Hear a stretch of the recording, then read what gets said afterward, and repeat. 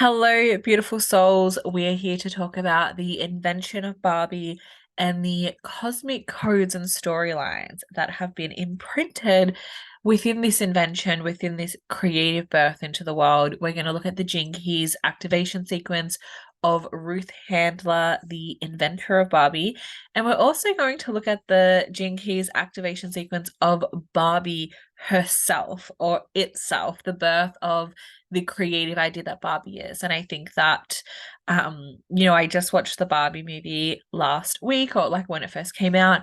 And it's so interesting to me how so many themes within the movie that they address within the movie about Barbie is really highlighted and reflected within Barbie's Gene Keys profile. I thought that was such like beautiful synchronicity there, and that it is really just like a sign of the cosmic imprint that came with Barbie's birth into the world. All of our creative ideas have these creative souls, and they have this, imprint of the macrocosm at the time that they are brought into the world, the same as us humans do. And of course, our stories can evolve in different ways, in different rates, and all of that. But we all, us as humans, as creations, and our creative creations all have this beautiful story that plays out, and the Gene Keys can reveal the storylines and insights into those storylines and to the evolution of the story as well. So just a little background. I'm sure everyone knows or has at least heard of Barbie, but just a little bit of background before we get into the profiles around Ruth Handler and the invention of Barbie. So Ruth was an American businesswoman. She was an inventor. She's best known for inventing the Barbie doll and for co-founding Mattel and being the former president of Mattel, the toy company that produces Barbie. So Ruth invented the Barbie doll at a time, it was 1959, I'm pretty sure. Like at a time where at least in the US, in the market that she was in, and probably in Australia and a lot of like Western markets as well, the toys that were available for girls were predominantly baby dolls or toys that prepared girls for some kind of domestic labor, prepared them to be a mother. And she created a doll that was an adult woman for her daughter Barbara, that would represent what girls wanted to be, what they aspired to be when they grew up, that prepared them for careers in their adulthood, that if they wanted to follow a different path than motherhood or in conjunction with motherhood, they had this aspirational doll that they could play with, that they could imagine their life with. And Barbie became very career focused. Barbie has like hundreds, definitely over 100, I'm not sure the exact number, but she has so many, she's come out in so many different career iterations. And Barbie, as Barbie evolved, Barbie never became a mother or a wife or any of those things that were traditionally expected of girls in that time. And remnants of that expectation is still present in today, even if girls today have a very different experience in the career opportunities and options that are available to them. So Barbie was groundbreaking at the time, and I think it was really interesting in the Barbie movie how they kind of explored how Barbie was groundbreaking and revolutionary at the time, but also how her message and how her intention translates to today and to the experience that girls and women have in the world today. And so I, so the inspiration for Barbie came from Ruth and her family, including Barbara. Barbara was a teenager. They went to Switzerland and they saw a doll in a shop window. And I recently learned through on TikTok, there's this woman, I don't remember her name, but she does this like kinky history series. And she shared that the doll that Barbara saw in the window was actually like a sex doll. It was like a gag gift that kind of like adult men would receive, like this sexy adult woman doll. And I don't think Barbara knew that at the time, that she saw it as a teenager. She just knew that it's like, wow, like an adult woman doll, like that would be so fun to imagine with and play with, and to have instead of all just the baby dolls. So Ruth came back to America, invented the Barbie doll, and it was an instant success because it was so groundbreaking at the time of its invention. Since the invention of Barbie and, through Ruth's career, that both Ruth and Barbie were wrapped in several controversies, around Barbie's body image issues, all of those kind of things, as well as a financial scandal that saw Ruth being forced out of Mattel, all of those things. And I'm not really going to talk about any of them, but I do want to acknowledge that, I know they're there. And even though I am going to be looking at a lot of the gifts and the light that both Ruth and Barbie have brought into the world, I do acknowledge that there have been other things as well in the shadows and in and in a distorted way as well. But I'm not going to go too deeply into them. I might address them as I'm kind of musing through and talking about their profiles. But I do want to also mention, Ruth didn't just invent the Barbie doll. She was an inventor at heart. Like that was her essence. So after leaving Mattel, Ruth created a new company called Nearly Me, which developed prosthetic breasts for cancer survivors. And this journey was inspired and begun by her own illness and her own cancer journey. And it has helped thousands of women since. And I found this quote from Ruth in an old interview that she did. And she said, "When I conceived Barbie, I believed it was important to a little girl's self-esteem to play with a doll that has breasts. Now I find it even more important to return that self-esteem to women who have lost theirs." So we can see like this, like as much as Ruth was this beautiful inventor, like it was very much tied to girls and womanhood. And Ruth was a woman in her time that, she was the president of a big corporation. She was an inventor. She was able to be in business, even though that business was with her husband.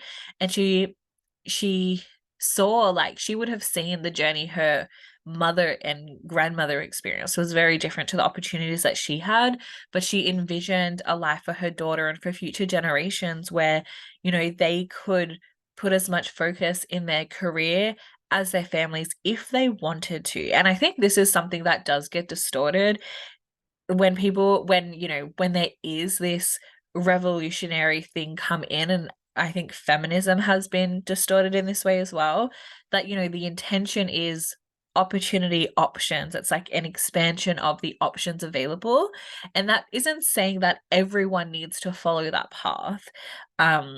It's not saying everyone needs to be career driven. It's not saying that every woman needs to focus on their career above being a mother or a family.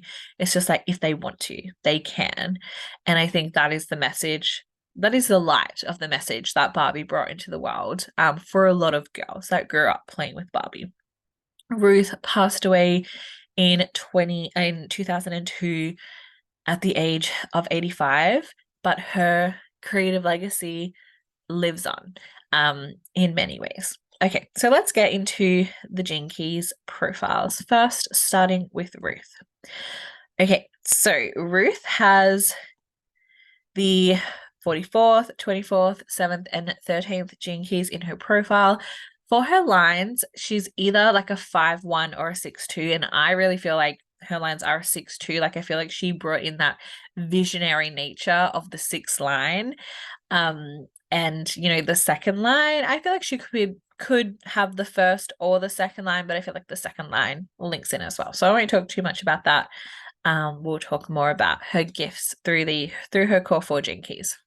And if this is kind of one of your first introductions to the Gene Keys, when I said the activation sequence, this is the activation sequence of your Gene Keys profile, these 4 green spheres, and they're all about your creativity, your genius, your physical grounding into the world, your core stability in the world. And this makes up 70% of your hologenetic cosmic imprint, your cosmic storyline, and it holds many keys to the stories that are playing out in your life. And when we look at other people's profiles, it can really highlight the gifts that they're bringing into the world. And also, like the shadows that other people project onto them, it can highlight why as well. So let's talk about, I'm going to mostly focus on the gifts. I'll talk a little bit about the shadows and a little bit about the cities as well. So when we look at the 44th gene key, the gift is teamwork. And a lot of the gene keys are a whole storyline. So to talk about parts of the gift, we need to acknowledge parts of the shadow. And in the shadow of this 44th gene key, like the shadow is about interference and interference of the synchronicity that is naturally at play, where people naturally connect with who they're meant to, where they synchronistically everything just aligns and evolves perfectly. Like in the shadow, there is this great interference with things playing out in that way, especially in the realm of relationships and your allies in life and the people that you connect with. So in this gift of teamwork, part of the work that they do is clearing the interference, clearing out that interference, especially within their relationships. In this gift, there is like this genius for reading people, for knowing people deeply. And this gene key is very linked to the sense of smell, and not smell in just smelling through the nose, but this smelling through the whole being. It's like if you're with someone in person and physically, it's like you can smell them in and take them in and size them up just in one interaction. And from that, you just have this innate knowing of who your true allies are, who your supporters are, who the people who are going to enrich your creations, enrich your life, enrich your work, or enrich the team that you are gathering. You just innately know who they are. So you have this capacity to recognize the right people with your higher instincts that you have within this gift. And something that's really beautiful about this gift as well is that you can, sense or smell your higher purpose or fractals of your higher purpose within others. So you know who the people are that need to be brought into your team to bring your purpose alive in the world. So you know a lot naturally about group dynamics, the mechanics and the dynamics of the group and the relationships within the group. And the dynamics of the teams that you build will always be so amazing because you know who is meant to be there. So this is such a beautiful gift to have when you're leading a company. And, I have not done any research into the work culture or the team environments at Mattel when Ruth was leading the company. But I'm sure this came into play because of how massive they became and the work they put into Barbie becoming this overnight success. And Mattel wasn't always a toy manufacturer business. They like I saw that they did furniture and they shifted things when like the war happened and all of that thing. So, they adapted. And I'm sure that Ruth was part of bringing the right people in to the corporation and to the work environments and to the teams that did particular things, even though I have no evidence of that and I have not researched that at all. So when we look at the city, which is the divine essence that the gift is brought to life through in a human way, it is all about, synarchy, which is this complete understanding of the mechanics of human destiny and like the entire story. Synarchy is the capacity to act in concert with the other people that are involved in your team or environment. And it's about collective rulership. It's about being so present in all your interactions that you just see them so clearly in terms of what they are serving and what they are contributing towards. And you have within this city of Synarchy, you have this great influence within the collective coding. It's like the source code of human life, so that any interference that has come through, any kind of distortions, you just have the capacity to instantly clear it. And that's why interference is the shadow. because it is, it is the pole to the city, and it is also, the distortion of the gift and the distortion of the city as well. So let's have a look at her evolution sphere and to add to her life's work. So the life's work sphere is about what you are here to do in the world. And you'll see that, this doesn't indicate she was here to make a Barbie doll. She was here to build the right team in order for her creations to come to life. And even though she is, the inventor, the face of the creation of Barbie, like I have no doubt that there was an amazing team behind her that supported her in all the elements that, she maybe didn't have experience or knowledge in to bring that to life. So that is the life's work, to build the team to then bring the purpose to life. Then we go into her evolution sphere, and what we find in the evolution sphere is like a driving force within our life. And she has the gift of invention here, which I think is so beautiful for an inventor to have that gift present in their profile. So this gift of invention, in the gift, it's about allowing yourself to be aware and present in the gaps of your thinking. This shadow and this whole 24th gene key is very linked to the thinking mind.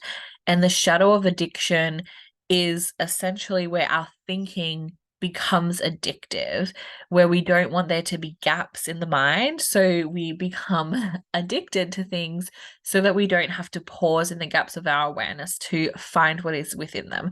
And sometimes there is pain and suffering within them. There is things that we are avoiding confronting within ourselves. So we fall into that shadow of addiction.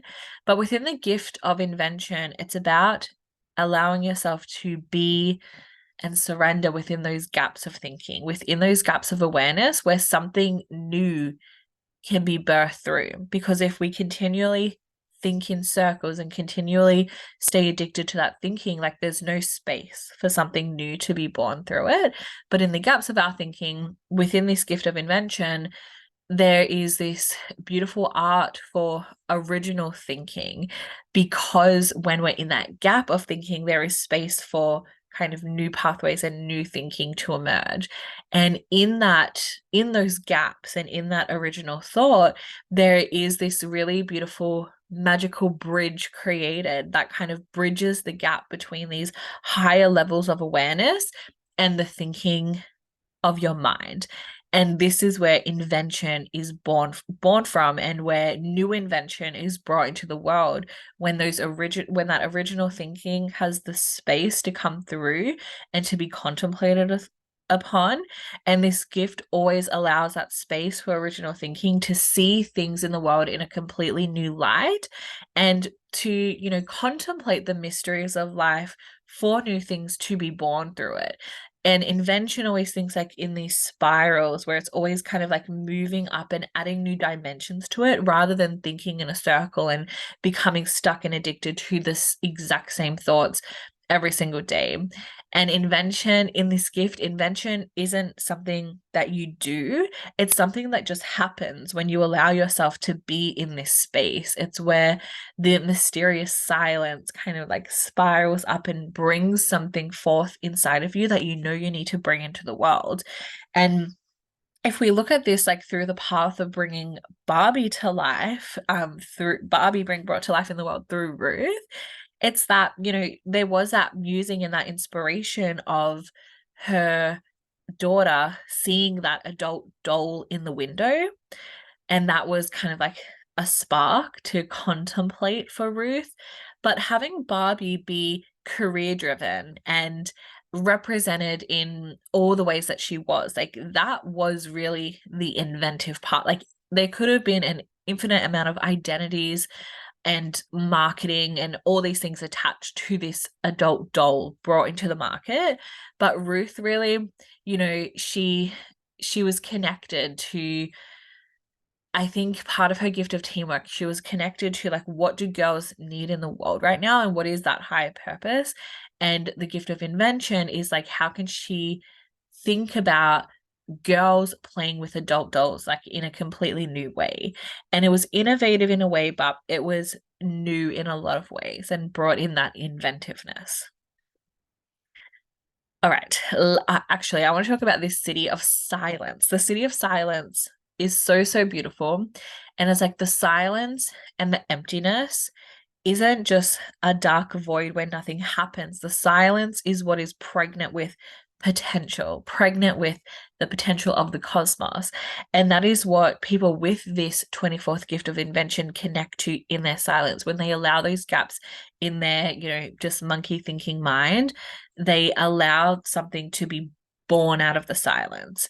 Silence is alive. And when we connect with the silence, we connect with all this beautiful potential that lies within it. And it can't be forced. It is simply something that is born through us when we allow ourselves to be there. And sometimes that is why people avoid it, because we can't control it. And in our addiction, there is this like false sense of control and security. Okay, then we move into Ruth's radiant sphere, where she has the seventh gene key. The seventh gene key is one of the leadership codes and is the gift of guidance. And this is the gift of those who are true leaders in the world, whose main interest is to empower others to find their own guidance. And again, like I feel like this really links into her vision for the way that she brought Barbie to life. Barbie being this career orientated woman or doll for little girls to aspire to be. It's about empowering others to find their path to what they really want, whether that was a career or whether it was to, to have a family, or whether it was both as well. And, even though there was an intention behind that in the doll, people would project their own feelings and thoughts onto that regardless, but putting that out there was an empowering force at the time that Barbie was born. In this gift, you have this capacity to empathize so deeply with the people that are following you, with the people that come to you for guidance, that you really give them this full permission slip to fully embrace their suffering, their struggles, their pain, their challenges, without the fear that they have likely spiraled into it and attached to it. And others will, when they let go of that fear within your presence, they will naturally find their own guidance. So this gift of guidance is really about your presence actively connects people with their own freedom, with their own creativity, with their own story, with their own way forward, with their own guidance and their intuition, and however they want to move forward in life. And that empathy comes with this deep listening and being this deep supporter of other people's power in the world. So you guide others by setting aside your own opinion, your own judgments, and you let other people find their answers in your presence. This sphere of radiance is about, like the core quality of your essence, of this inner beautiful like glowing light that you bring into the world. It's the quality of your auric field. So it can play out in many subtle ways, like in our interactions with others, and it can also be like what makes us feel the most alive in our body as well. And Ruth, again, I have not heavily researched her, but from what I know about her inventions and the work that she did in the world, like she did have this essence of a leader and of wanting, not necessarily wanting to lead in a way that tells people exactly what to do, but by putting an example out there and allowing people to find their own guidance from within that example that she puts out there. And I'm sure that this gift of guidance really played into her teams that she was leading at Mattel and at her new Nearly Me company as well. So that's I think that is a beautiful soft essence that she had that really grounded a lot of people in the paths that they wanted to take forward in life. And the city of virtue is about being that visionary, virtuous leader. And the cities aren't states that we need to climb up to, like a ladder of moving from the shadow to the gift to the city. Like the city is the divine essence of the gift. It's like the divineness of the human expression. So even though there are arguments that, she wasn't virtuous, that, she was profiting off Barbie, she was, involved in those financial scandals and all of that, there was still that essence that carried through, that was infused with her interactions of leadership and of the guidance that she brought into the world. All right. And the last gift that we will explore within Ruth's activation sequence is the 13th Gene Key. So this gift is about discernment, and it is channeled or brought to life through the essence of empathy. I'm going to start with the city here. This city of empathy is, so the city is the cosmic librarian that has access to all the codes written on every page of life. Some people may refer to this as the Akashic Records, and it's the library that holds the story of every single character that will ever be born into this human life, like past, present, and future. So this city has such deep empathy. Empathy is the ability to be another person, to step into the life of another person, to see and feel what they are feeling.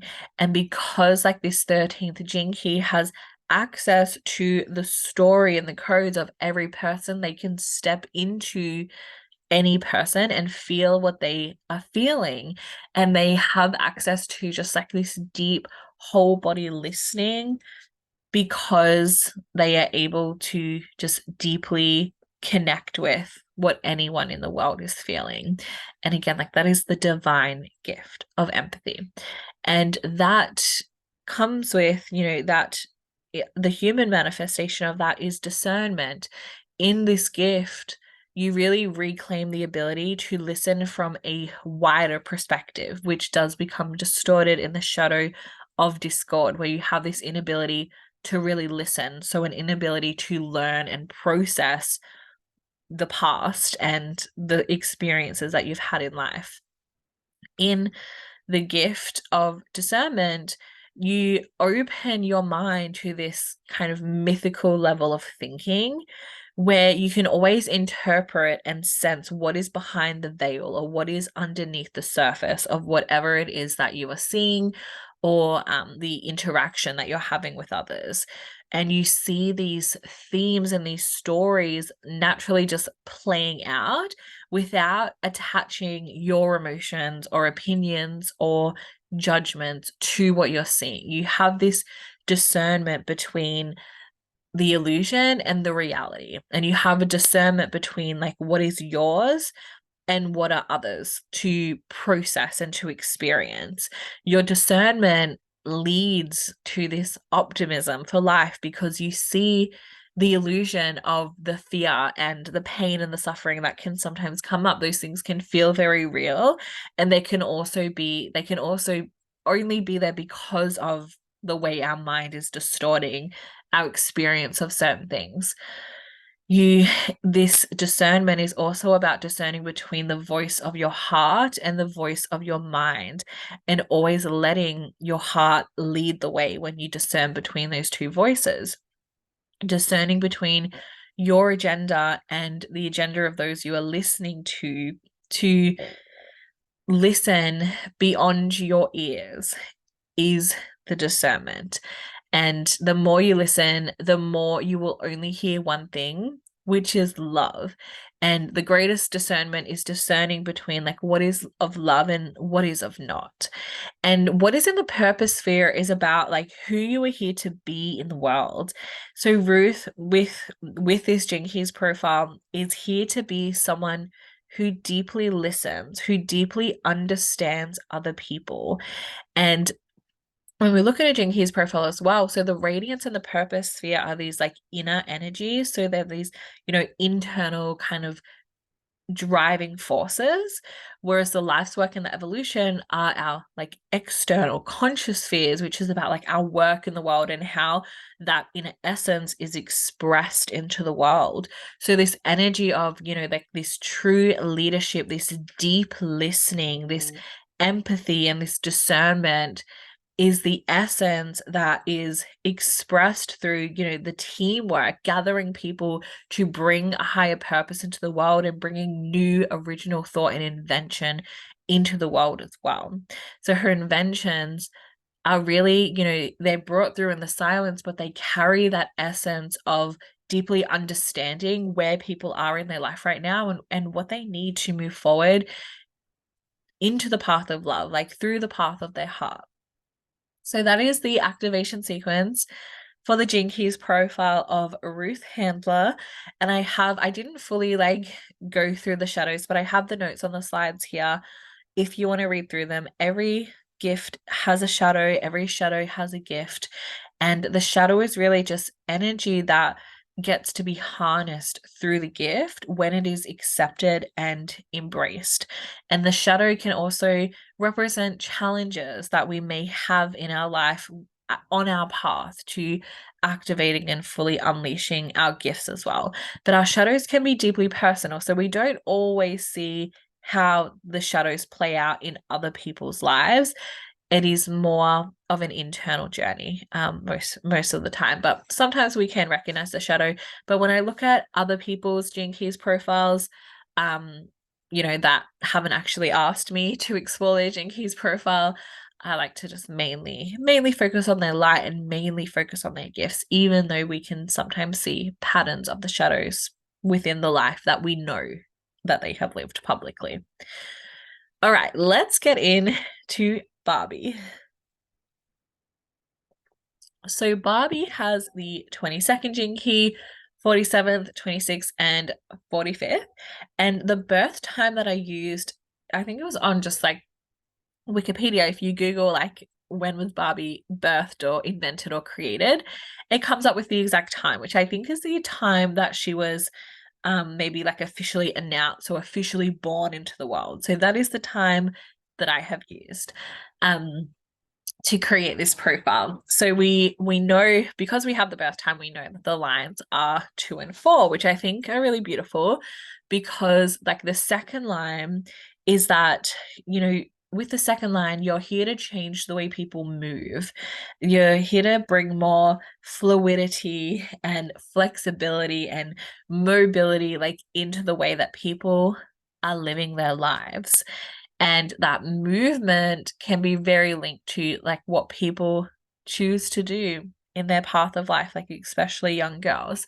And then we have the fourth line, which is really this, you know, this very warm, open heart energy that the fourth line brings. And you know, there's different keynotes and flavors when we look at it specifically through the purpose and the radiant spheres, but the fourth line is very much someone that is very focused on community and very focused on having very like heart-centered connections with people and opening the heart of other people, and having these deep friendships, which I think is very reflective of Barbie and the way that Barbie is presented in the world.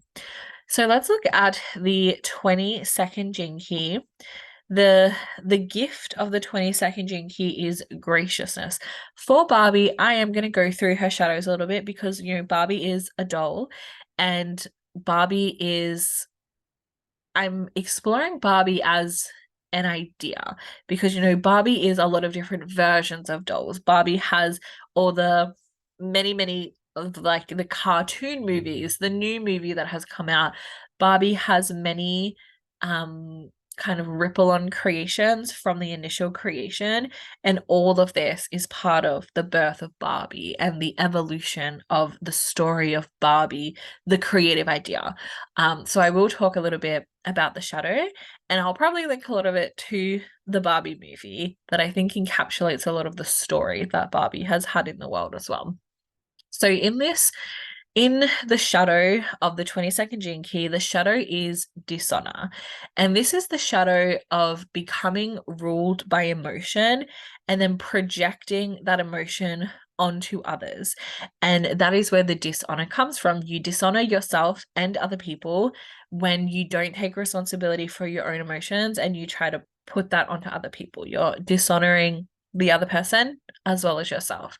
So this shadow is a very like highly emotional shadow. It can be very passionate, but there are like these extreme ranges of highs and lows, particularly in the emotional realm. And that kind of extreme nature leads to like the person that is living in this shadow having this in like inability to take responsibility for their own emotions and for their own experiences, which really prevents them from accepting their emotions and accepting the role they played in what they are experiencing. And they continue to really just dishonor themselves and dishonor their story and dishonor other people as well, because they continually blame other people for their own emotional state and for whatever it is that they are experiencing. In the repressive state of this shadow, they can kind of like take on this false sense of character. Like they create a character for themselves where they really want to hide their deep lust and for life and like the deeper emotions that they have, and often they will just like build a resentment towards the people that don't see through that false sense of character to see the real them when they're actually the ones that are hiding the real them. In the reactive state, this someone acting from this shadow can act very inappropriately and like in a very anti-social way where they really just cannot control their emotional reactions. This shadow, even though it can be quite destructive, it still carries this really great creative power, but that creative power is often misdirected and misunderstood, which only further reinforces that resentment and that emotional, just the highly emotional states that come with this shadow. But all of this is fuel for the gift of graciousness. Because once you learn to accept your own emotions, it becomes a more refined creative energy, and you learn how to use your own emotions for art and service. Your emotions naturally become art and service when you accept them within this gift and you give that graciousness to yourself for experiencing those emotions and for feeling those emotions. And, you give grace to others in not blaming them for your emotional state. So, in this gift, you learn how to feel your emotions, you learn how to release your emotions safely without disrespecting yourself and without disrespecting others. And you naturally build this very strong balance between self love and service.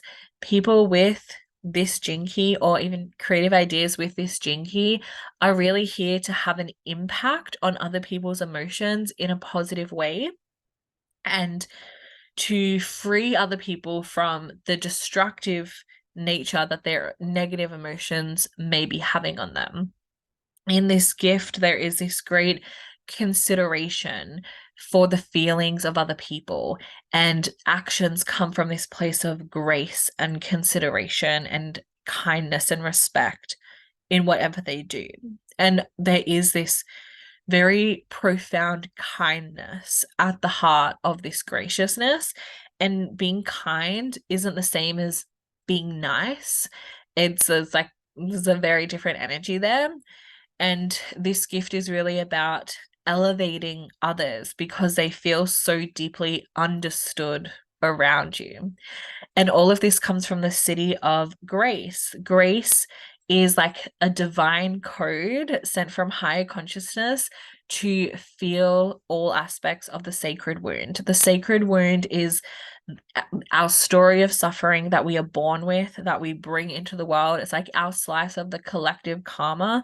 It's why sometimes, we can feel like we're struggling or suffering for no reason. It's just the story that we were born with to move through, to alchemize on behalf of the collective.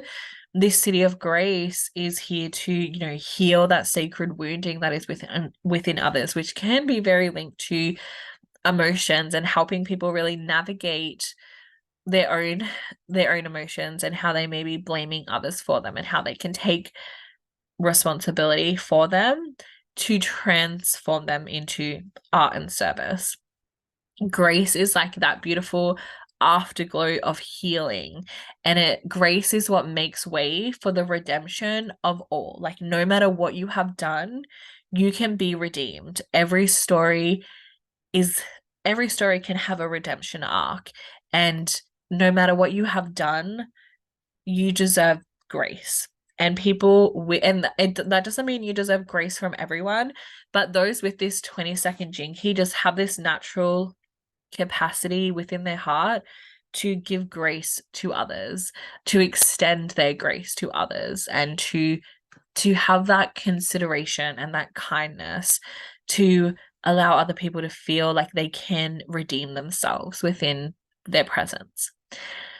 This is the life's work of Barbie. And I find this really interesting because, like Barbie, like I've talked about when I was talking about Ruth and the invention of Barbie, Barbie came into the world to give girls a different idea of what they could be and who they could be and where their imagination could go and play. And I feel like, actually, like, let's come back. I feel like when we talk about the other three gifts within this profile, grace will make a lot more sense, because as much as we can look at each gift within isolation, I think looking at the whole picture and the tapestry that is interwoven can have a lot more meaning when we see how each part has this beautiful synergy and builds on each other. But when one thing I do want to say is, like, watching the Barbie movie, like the stereotypical Barbie that Margot Robbie plays within the Barbie movie, like, we see her have this really beautiful grace. And she allows, by the end of the movie, she does have this energy of allowing redemption to people that others may have wanted to prosecute in different ways. But at the beginning of the movie, when before Barbie Land kind of gets interrupted, there is like this really beautiful grace and consideration for all within that land. And when the Barbies are, talking about, or when the narrator is talking about how the impact that Barbies have had, like in the real world that they refer to within the movie, there is like this, it's just like that glow of grace that was within the intention to be extended to girls in the real world. And even though that became distorted and other people very much projected their own emotional turmoil and suffering onto a doll and onto Barbie, she still had that grace within her. And that did become distorted and disrupted within the movie, but by the end of the movie, like, she was reborn with that grace and with that kindness still within her. And I think we see so many moments of that graceful kindness and respect throughout the movie and throughout Barbie as a whole and as an idea. All right. Let's talk about the 47th Jinky. I find this so interesting to be in Barbie's profile. So the shadow is oppression, the gift is transmutation, and the city is transfiguration. I'll start with the shadow again. So the shadow of oppression is this, it's the shadow of oppression. When you're in this shadow, is like the great fear that you are trying to avoid, because this shadow is a portal into the collective fears, into all of the fears of the entire collective. And when you're living within this shadow, sometimes it can feel like this burden that you have to bear to feel and take on the fears and the historic oppression through all people in the whole collective, because this shadow is like a storehouse for karma, for the collective genetic memory within our blood and within our collective history. So when you're in this shadow, you are really connecting to the collective shadow, which can feel very heavy, which can feel very disturbing when you don't have an awareness of why this is, because sometimes we can feel like our karma is very individualized, and we can think about, what did I do to deserve this, what did I do to manifest this, and all of these things. But sometimes you really did nothing. You did nothing. It is just part of your evolution and part of your story to take on collective aspects for you to transmute, which you naturally do within the gift. So this, in the repressive state of this shadow, you can feel very like hopeless and fall into that mental collapse and overwhelm of life. We, in the Barbie movie, we actually see Margot Robbie's Barbie kind of fall into this hopelessness and this mental collapse for a little moment. And it's kind of where like you just bow your head to the oppression, to whatever is happening within the collective that you actually know isn't for the greater good around you and within you as well, and you just accept it as normal. And again, we see that play out. In the reactive state, you become very like dogmatic, and you project oppression onto others, and there's this difficulty relating to other people who are these free thinkers and who don't want to conform to the collective past, like to the ways that things have always been, especially when they are oppressive towards certain people and certain groups of people. And the within this whole shadow of oppression, usually, well, always, it is the very thing that terrifies you that is the way to your higher evolution. And in the Barbie movie, we see this, that Barbie starts having these, she starts to malfunction, and she has these thoughts of death and depression and all of these things. And we see that she is kind of terrified to actually face those things. She wants to be in Barbie land when given the choice, but it's facing those fears, facing those things that really terrified her, that ultimately led her to her higher evolution and the transmutation of this gift. Which, again, like I know that I'm talking about Barbie as a whole thing, but I feel like all of this is so at play within the Barbie movie, and it is so fresh on my mind as well. So then we move into the gift of this 47th gene key with the gift of transmutation. This gift is about that quantum leap into a whole new dimension where you are continuously surrendering into the fears that you're feeling from the collective, but also your own fears as well. And when you surrender into those fears, you transmute them and you alchemize them into something new, which is new states of your higher evolution, and also new gifts for you to unlock and explore. And also you transmute collective fears and collective oppressions, and you open space for other people to be transmuted into a new dimension of experiencing the world or seeing the world, or doing different things as well. So you see life on this much wider level of reality. And again, this is a massive theme that plays out within the Barbie movie, that once she actually faces her fears and faces these things, that she sees as malfunctions, that we can kind of see as shadows within her, once Barbie actually faces them, she's able to see life in a whole different way, in a much wider context of actually seeing and understanding how things are in the real world compared to Barbie Land, but also seeing the wider context of Barbie Land and of the world that she's been living in, and in the world that she wants to live in as well. So for someone with the 47th gift, the only way to read the codes of life is to live them. And so there isn't a way to think through these fears. There isn't a way to meditate through these fears. There isn't a way to energy work your way through the fears. Like, you need to actually live through the fears and live through the codes in order for the experience to reveal like the real purpose within them. You have to live through that suffering or that pain or that challenge or whatever it is. So this gift of transmutation is like it what it brings into the world is this really beautiful way of, like, in each transmutation, of each fear, the collective storyline is unjumbled a little bit and put in the right way a little bit. So you're transmuting the oppressive ways that we as a collective human beings have acted in the past, and you alchemize and you heal a lot of what the world has experienced.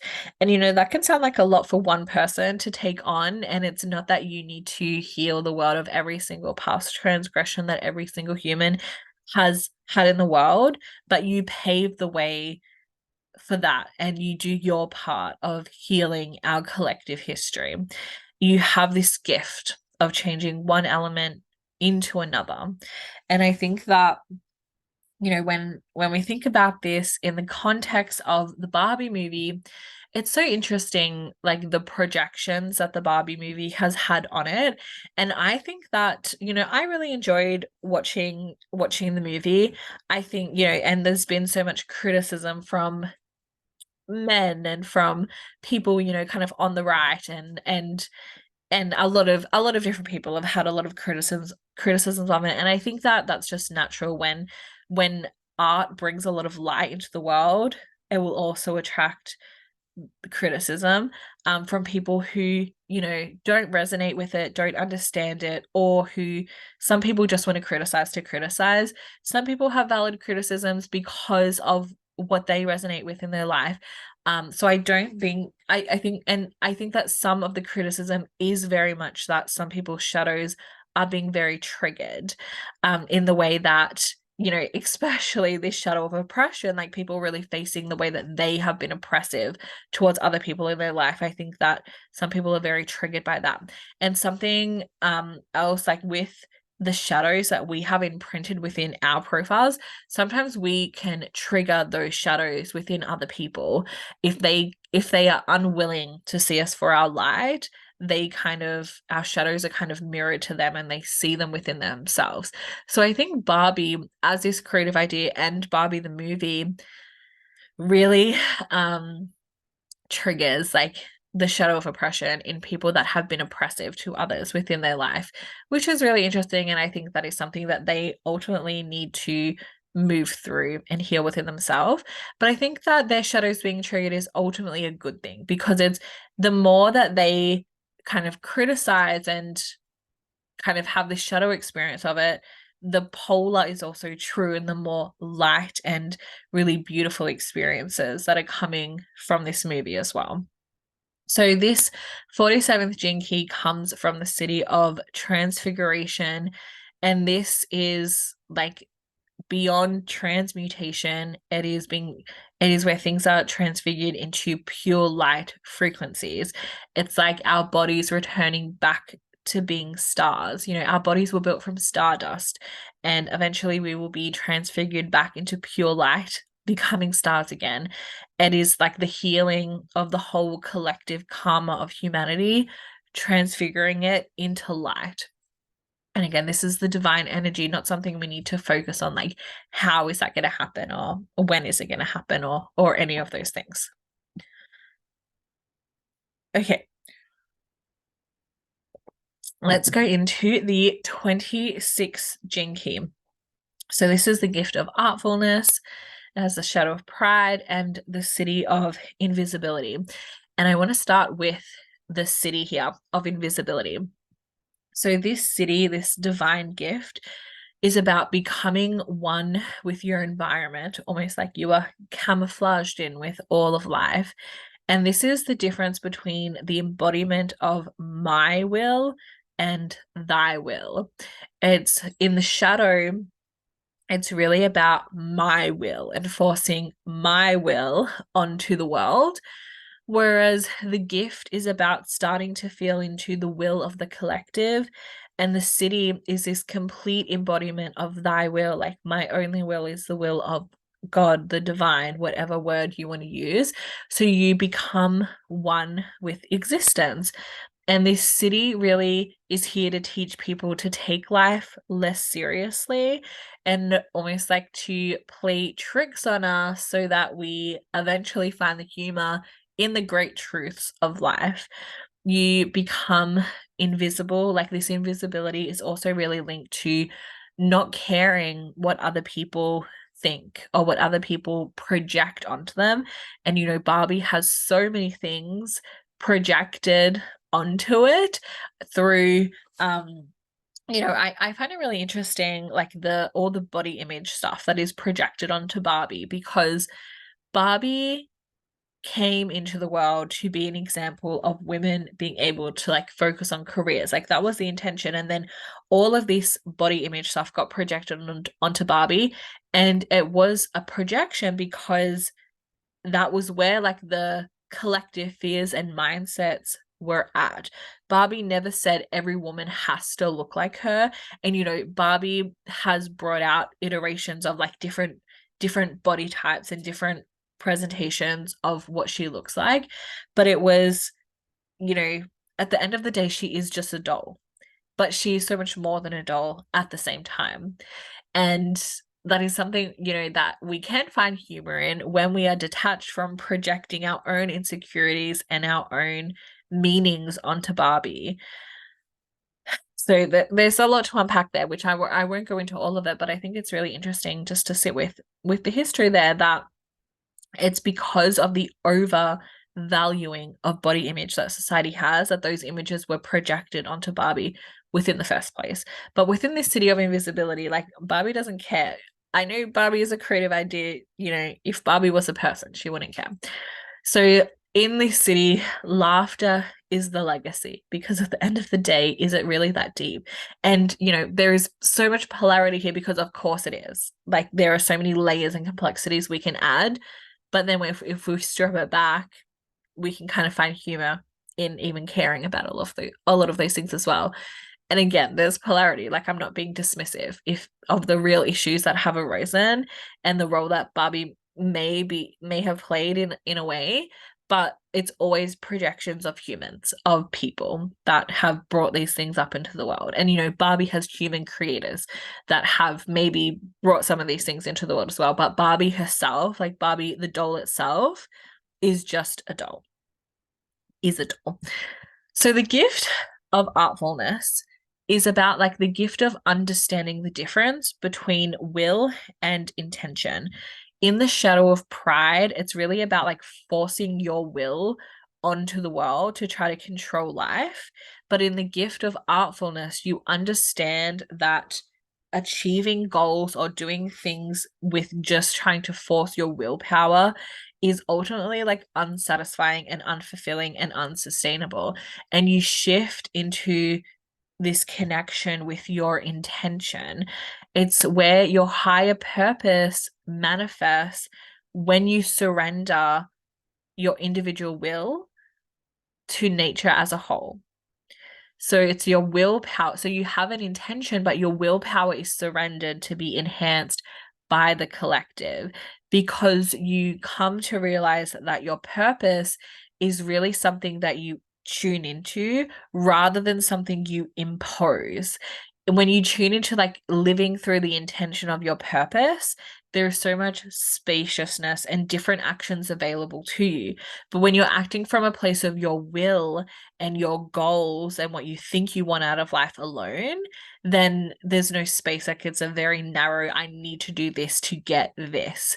And that closes you and kind of narrows down what you can have in life, but also the journey getting there. Because yes, like you can achieve goals and you can get things by imposing your will, but at what cost?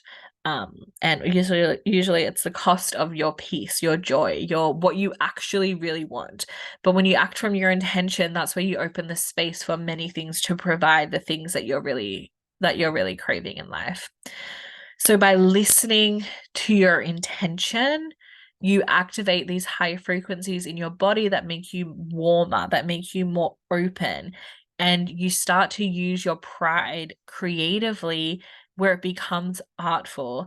And this is where, you know, people with this gift, with the 27th gift of artfulness, they are meant to draw a lot of attention to themselves, but in a very beautiful way. So they still like have this pride in the sense that they love getting attention and they love being in the limelight, but that pride is used in service to the higher purpose, to their intention in whatever higher purpose like their intention holds. And they're in this gift, there is like this love for selling something, whether it is, a product, or whether it is selling yourself, selling an idea, selling the truth. But by putting yourself like in this limelight, you just naturally can sell from your heart whatever it is that you're selling. Whatever it is that you're selling. And there's like this instinctual knowing of how to speak and how to sell yourself and how to present yourself in a way that you will sell the idea that you're selling. And I think, we really see this in Barbie in a lot of ways. If we think about the marketing of the Barbie movie, I think that this is represented very well. And also Barbie, like as the Barbie doll, like she presents herself in a way that allows her to be sold and allows the girls to play with that idea of like being whatever their Barbie is. And in the shadow, you still have this ability like to sell in a very to sell in this way, but in the shadow it's distorted through pride and through your willpower alone, without that connection to your intention or to your purpose.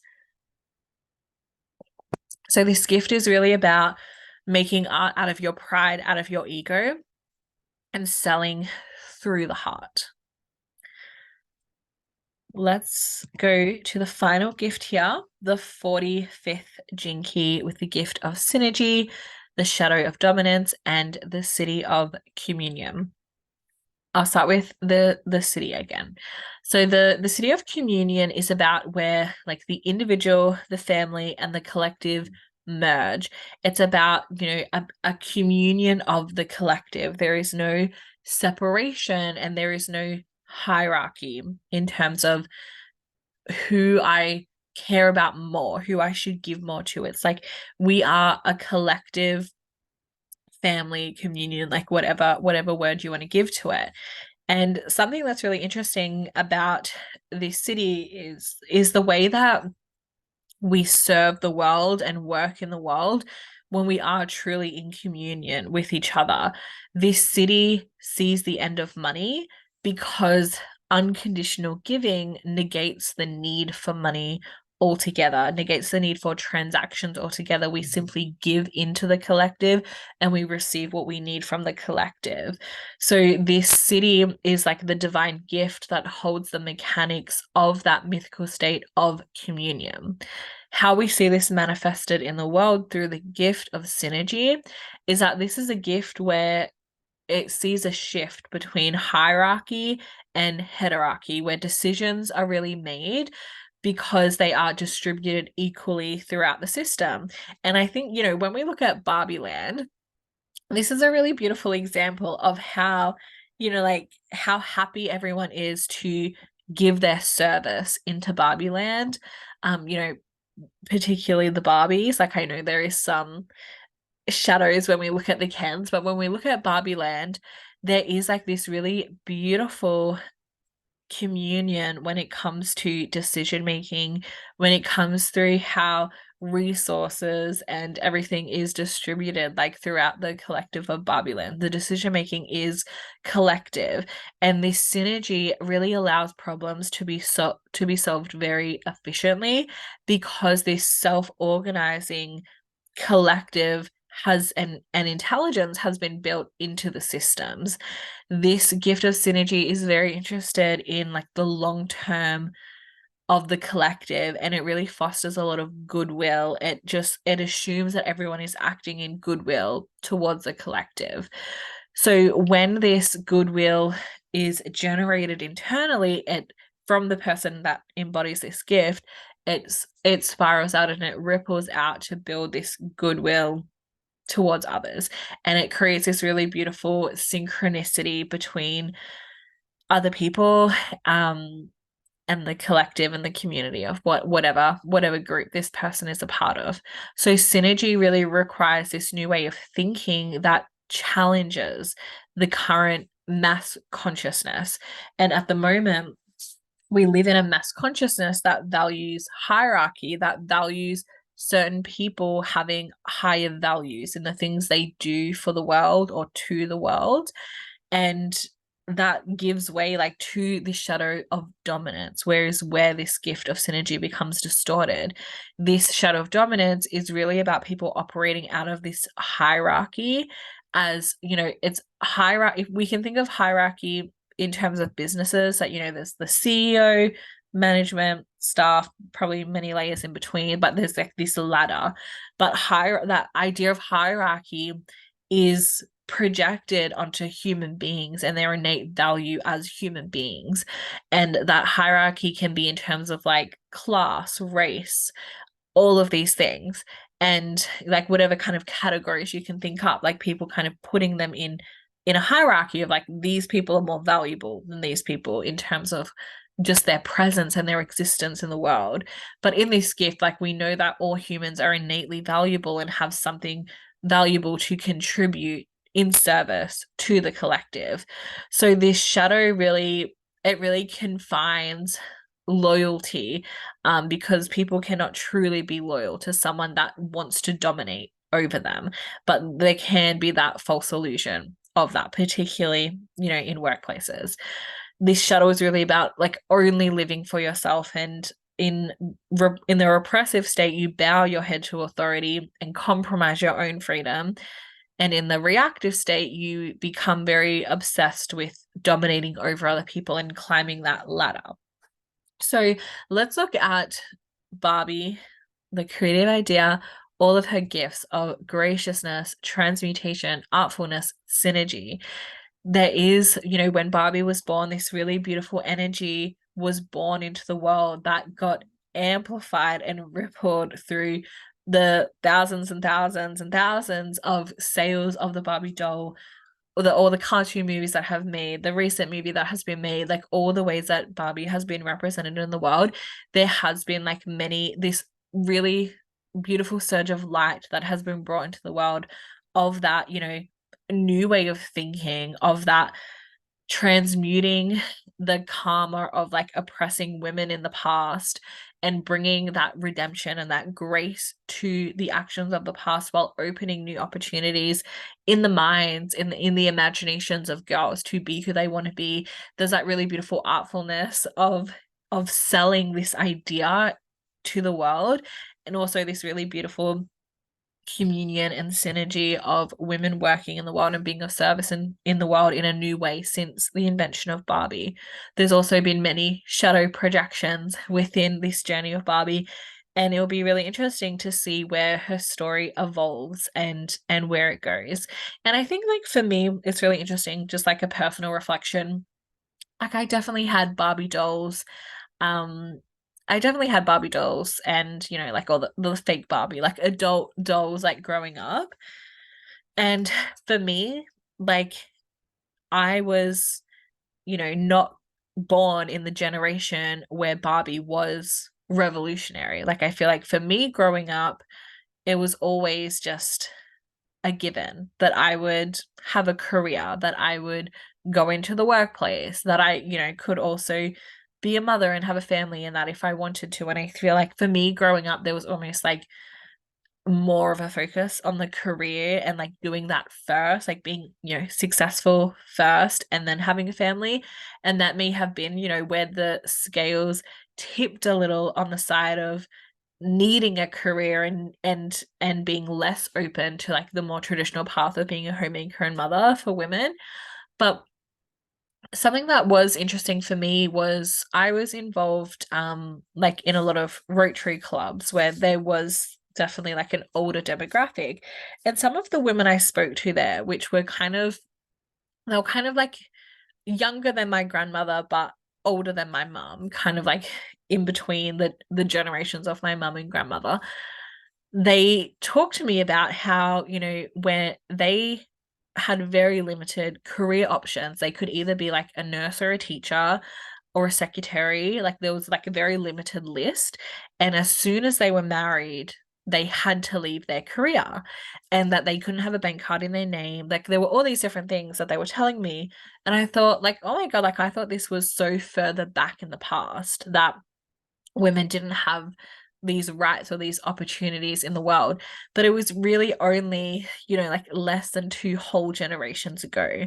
So sometimes we can think, the message of Barbie and the intention of Barbie is irrelevant and redundant now, but it's actually, when there are women still alive today that had this lived experience of being inspired by Barbie to pursue a career when they didn't actually want to have the more like the more traditional role of women in society, like that art and that service that Barbie brought into the world is still present in the world and still rippling through, even if some people projected a distorted message of Barbie onto others.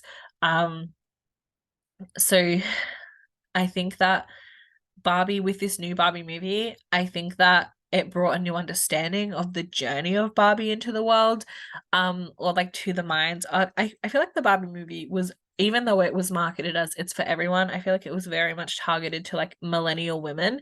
Um, that maybe just because I am a millennial woman, I feel that, but that's kind of the sense I get. But I feel like it's opened like this new understanding of like why she was here, and let's see how her story unfolds and what happens next, and if future generations still feel like she's relevant. I feel like whenever I go toy shopping with my nephew and niece, I feel like Barbie is still going strong on the shelves, even though there are so many more like adult girl toys, adult women toys for girls to play with, and there's, oh my God, the toy sections are so big in shops now.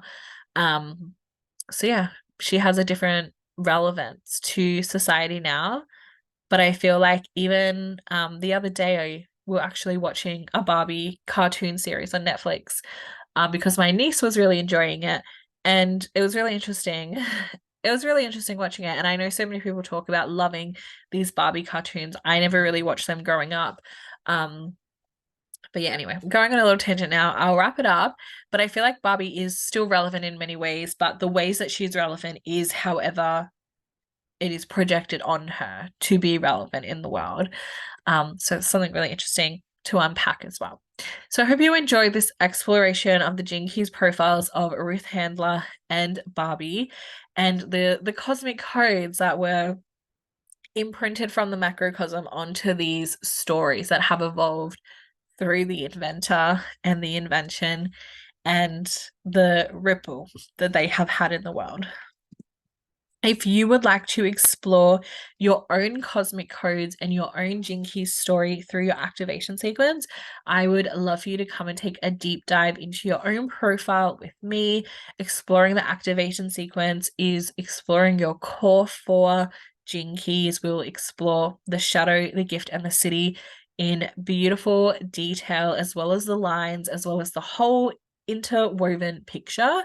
And this is about exploring your purpose, your power, your story of evolution, your core stability, your beautiful genius that you bring into the world. There are so many beautiful threads through your activation sequence, which is 70% of your cosmic, macrocosmic imprint. So in this deep dive, you will receive a recorded audio transmission. Usually they'll go anywhere between like 45 to 60 minutes. And then you'll also get an open Vox a week, so voice messaging for a week with me as well, to really ask all your questions, to go in a little deeper, to apply everything to your life. I'll ask you some pre-questions before I record your audio as well, to really make it relevant to the life that you are living and the things that you are contemplating and finding challenging right now as well. So you can find more details on my website. It's down there, byrachelwhite.com/jeans keys guidance. If you just go to byrachelwhite.com, you'll find your way to the Gene Keys page pretty easily. And I would also love for you to connect with me over on my Instagram at Gene Keys with Rachel. That is my Instagram page that is all purely dedicated to the Gene Keys. So I share some really beautiful interpretations and different things over there. I would love for you to come connect with me. Send me a message. I would love to hear from you. I would love to connect with you. I would love to hear any comments or feedback that you have about this video. I have so many more planned for like people that I really want to do a full dive into their Gene Keys. So definitely let me know if there's anyone that you would really love to see me explore as well. Thank you so much for being here. Have an amazing, beautiful day. I hope to connect with you. And I hope you have just an amazing experience exploring your Gene Keys in whatever way you choose to.